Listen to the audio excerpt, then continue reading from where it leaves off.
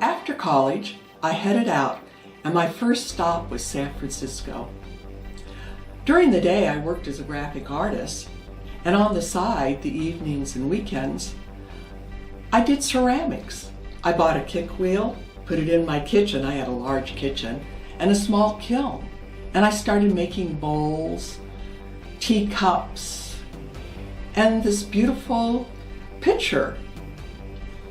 And I thought, now that I've made it, where am I going to sell it? Well, I didn't know much about marketing or how to sell things.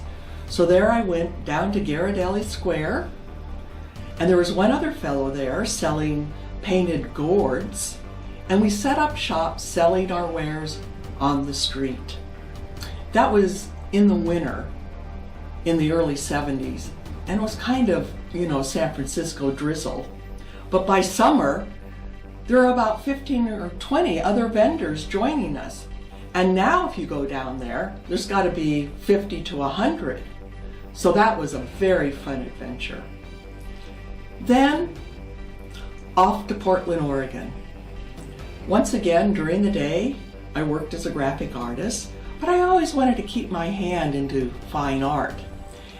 And so I tried my hand at watercolors. And one of my favorite artists is Paul Klee. Look at these wonderful drawings that he's done and watercolors.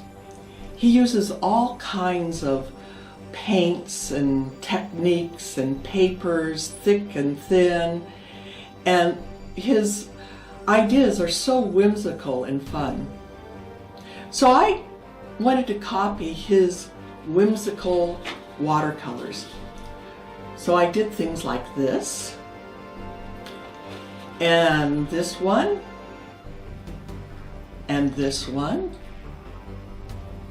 and this one, and this one. They were so much fun to do. But once again, where do you sell it? And how do you sell it? And how do you market it? I mean, that's the whole other side of art, right? So, a friend of mine and I decided to go down under the Burnside Bridge, because once again, Portland is very drizzly, and sell our wares on the weekend. He sold sandwiches and I sold my art. And by the second or third weekend, there was another craftsman or two.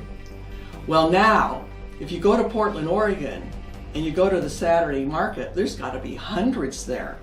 So I guess that's a pretty good idea on how to sell art.